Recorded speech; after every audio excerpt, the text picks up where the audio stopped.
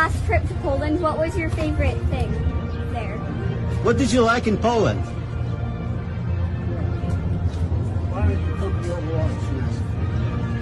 Really? Okay. Here we go to the Can we send them too? All right. Go ahead. Yeah, can we? You want to see? I can go. Yeah. And then we'll...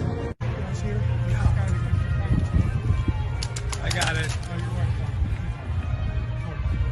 Uh-oh. They're going into the oval. Look at that.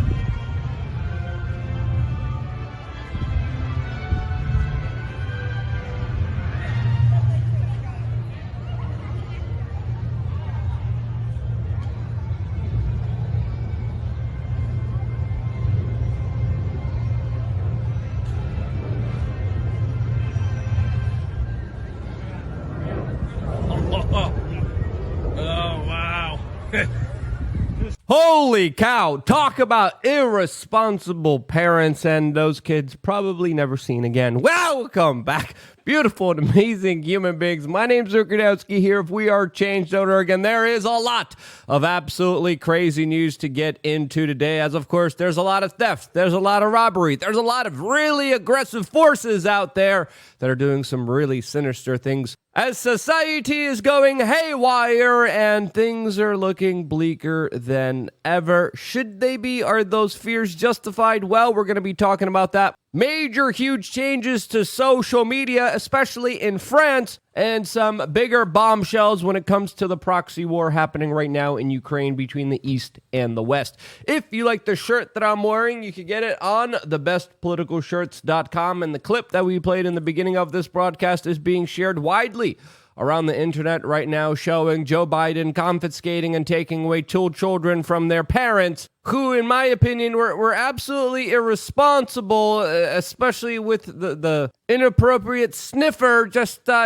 taking children away. You read Ashley Biden's diary, there's a lot of room for concern here. And to me, those fears are absolutely justified, but I gotta be careful talking about them on social media, as of course, we're ever so living in a technocratic dystopian hellscape where we have thought police preventing people from expressing ideas and allowing others to hear them. All of this as Facebook and Meta just announced a new Twitter competitor today called Threads that Mark Zuckerberg is calling a, quote, friendly competitor against Elon Musk and Twitter. Mark Zuckerberg even went on Twitter and released this photo of Spider-Man pointing at Spider-Man. And as Zero Hedge points out, this, quote, data harvesting Twitter clone by Mark Zuckerberg has immediately started censoring people from expressing wrong think that they disagree with politically, as the text-based conversation app by Zuckerberg is already zucking a whole bunch of people from being able to freely express themselves, as it's alleging to be a more wholesome substitute for Twitter. But in reality, whenever there's a company run by Mark Zuckerberg, there should be major data privacy concerns as well as political speech censorship concerns, as Mark Zuckerberg's new app already, according even to Jack Dorsey, is data harvesting a lot of your private information that, of course, they will be monetizing, selling to corporations and governments that will be using it to, of course, benefit off of you from. This, as already a lot of political commentators are being told not to be followed, since, of course, they might be, quote, controversial or dare to repeat and question an official narrative by the establishment that is not PC enough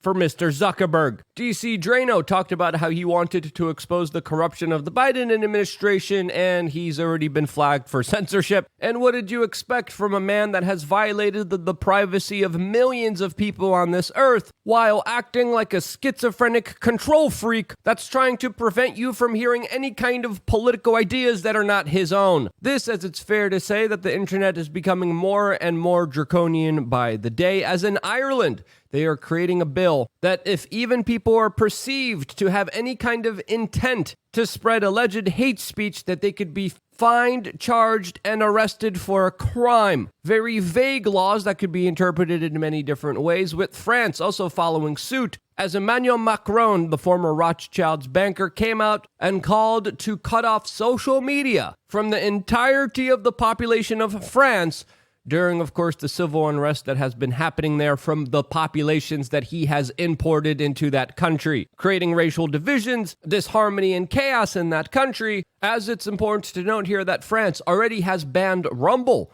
the social media free speech platform, from being viewed by citizens in France, as they also have just passed a new bill there that would allow police officers to remotely activate people's cameras and microphones on their phones in order to, of course, fight crime. Yes, you heard that correctly. Just when you thought it couldn't become more Orwellian, France has passed a law that will allow police to remotely access your camera, microphone, GPS on your cell phone and other devices whenever they choose in order to fight crime that allegedly is serious. Probably as serious as questioning the government, daring not to be locked down or controlled, as of course there is a lot of pushback against this and the major proposals made by this Rothschild banker, as Emmanuel Macron is being compared to Kim Jong-un after the little French dictator thinks that he could control what people can and cannot know about. This as Kim Jong-un in North Korea just finally lifted mask mandates. It took long enough, as of course many Western countries and English-speaking countries like New Zealand and Australia adopted very similar policies to North Korea during the last few years. This, as of course many powerful people don't want to stop at the internet when it comes to controlling every aspect of your life, as of course there's also a major push for central bank digital currencies that the World Economic Forum and other powerful globalists have described in this particular way. And the one final note I will make is that if you think about the benefits of digital money, there are huge potential gains. It's not just about digital forms of physical currency. You can have programmability, units of central bank currency with expiry dates. You could have, as I argue in my book, a potentially better and some people might see it, or a darker world where the government decides that units of central bank money can be used to purchase some things, but not other things that it deems less desirable, like say ammunition or drugs or pornography or something of the sort. And that is very powerful in terms of the use of a CBDC. Yeah, after they crash the economy, your central bank digital currency that they give to you won't allow you to buy steak because you're not John Kerry. Won't allow you to travel because you're not Klaus Schwab. You could buy the bugs, though. You could live in a pod. You could buy all the VR Zuckerberg headsets. As, of course, essentially, they're creating a slave-like caste system that they're trying to make sure there's no escaping from, which is absolutely crazy. And one reason, out of many reasons, we created Unfiltered.com as a way to represent a digital online black market of ideas where we could talk to each other and be there for each other. As of course, a major part of our members area is a forum, 3 masterclasses, members-only t-shirts, and a brand new video that we are going to have available to you at the end of this broadcast, which you could continue the conversation on just by signing up to LukeUnfiltered.com. We added a new feature through the forum, by the way, as we are also doing AMAs. We're also doing in real life meetups. We're doing a lot of really incredible fun things with members. So if you haven't signed up yet, sign up to LukeUnfiltered.com. And the latest thing we started to do right now is to have a conversation one-on-one with you guys, especially when it comes to you guys interacting with us and having me actually react to some of the videos that you recommend we create content around. And if you have a video that you want me to react to, go on the forum, sign up to LukeUnfiltered.com, put in the video in this thread here, which is available for everyone. You could actually just on top, just go to Luke Unfiltered Forum. You could even click it here, send in your video, and if it's good enough, we will be doing official reactions to it. Also, don't forget to check out TakeTheChillPill.com, as we just launched our own vitamin and supplement line officially done through us. Yes, we have TakeTheChillPill.com. Our first product is, of course, ashwagandha, something that I have personally taken myself. It's recommended that you take it no longer than a month. Make sure to talk to your medical professional if ashwagandha is right for you. As of course, there are some conditions that some people have that they absolutely shouldn't be taking ashwagandha for. But if you do your own homework and research on it, even mainline publications like Insider.com talk about how it eases anxiety and stress, soothes arthritis, boosts cognitive function, increases muscle mass, increases fertility in men, which we need a lot more of. Pretty much one of the main reasons why I've started to produce this company in order to try to help humanity deal with the upcoming attacks against it, as of course there are chemical and biological forms of warfare being waged against the general public. This is where we take back our health, take back our wealth, and we fight back against a lot of this nonsense. Ashwagandha has helped me do that. It may help you. If you're interested in that, just go to takethechillpill.com. As of course, we are still not done here, as there is still so much important news to talk about. As of course, a major news story that everyone is talking about right now that I see as a distraction is, of course, a little bit of nose candy being found at the White House, and that should be the least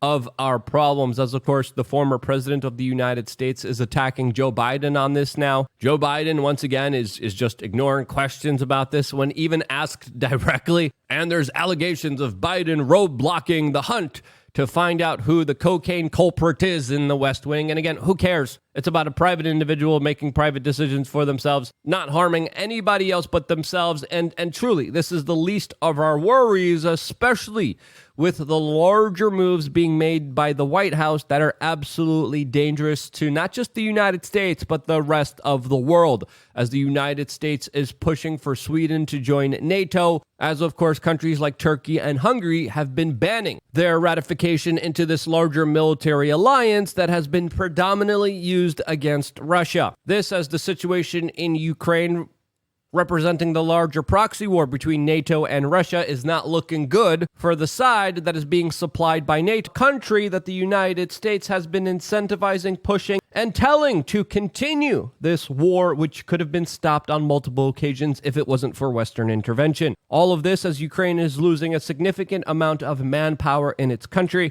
and paying the ultimate sacrifice for a larger geopolitical foreign policy strategic gain for the United States, which a lot of people are rationally questioning. Now, if you look at the statements from the president of Russia, which is directly countering NATO and has invaded Ukraine, you could definitely see a totally different kind of assessment on the current situation that's unfolding right now in Ukraine that shows us probably how the battle is going for both countries. But we have this opportunity, and everyone is aware of this. Everyone expects us to start pushing these buttons, but we have no need to. That's reason number one. We have no reason to act like this. We have no need to act like this because our adversary is failing at the front line, and understanding that they have low chance of succeeding, they provoke us to retaliate in response, in the hope to point a finger at us and then say, look at how evil they are, how brutal they are. You cannot negotiate with them. You cannot deal with them.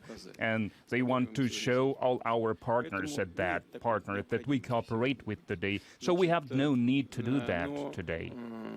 But this after being specifically asked if there was going to be a nuclear strike inside of Ukraine, which of course Putin said there's absolutely no need for that, as it does look like the tide of war has changed in the favor of Russia, that has significantly more manpower than, of course, Ukraine, even with the very turbulent situation that recently unfolded inside of Russia with an alleged coup d'etat attempt that was, of course, unsuccessful. Now, what's really happening here is, of course, privy to a lot of speculation, a lot of guessing games here, as some people are speculating that this was a larger strategic move by Russia. Some people are saying this showed how Russia is actually strong. Other people are saying how this is showing how Russia is actually very weak. All of this is happening as the Wagner chief, Yevgeny Prigozhin's personal mansion was just raided in St. Petersburg, Russia by Spetsnaz Russian forces that found a lot of different things, like a closet full of wings, photos of the many kind of different disguises that Yevgeny Prigozhin has tried on multiple instances, leaving us to have a lot of different memes. There was also an alligator, photos of his enemies' severed heads. As the latest information we're getting is that Yevgeny Prigozhin is back in Russia and not in Belarus, where allegedly he was being kept safe there by the President Lukashenko. Now, what will be Yevgeny's faith? Well, whatever it may be, it will definitely lead us to have some insight to actually what was happening inside of Russia, as some people are speculating that this man doesn't have a long time on this earth if this was an actual, real coup d'etat. Other people are saying that there was some kind of insider game here. What's going to be the future of Wagner? What's going to be the future of Yevgeny and Russia? Well, time will tell. But definitely this is a very ongoing, unstable situation that, in my opinion, should kind of concern a lot of people, as a vacuum of power in Russia would be absolutely detrimental to not just the European Eastern Bloc, not just to Asia, not just to the Middle East, but would create a very unpredictable situation, just like a very similar situation that we saw unfold in Iraq after the fall of Saddam Hussein, and probably Libya with the fall of Muammar Gaddafi after Western intervention that led those countries to be in utter chaos, radical extremism, and just absolutely failed states that have created more human suffering that's hard to calculate or even imagine on the scales that it's being still continued to this day. So yeah, unstable situation. We're going to try to call it as honestly as we can. What's going to be the latest move by Ukraine? Is it going to be a very desperate one? Well, I hope not, but it does look like we're going in that particular direction, and that's why eyes and ears on this situation are more important than ever. And if you thought I did an okay job at that, share this video with your friends and family members. It is more imperative than ever, and because you guys do that, that's why I am still here. One more video coming your way right now on LukeUnfiltered.com. I love you guys. Stay tuned for more here on Luke Unfiltered. Excuse me. No, that's the next video I'm doing on wearechange.org.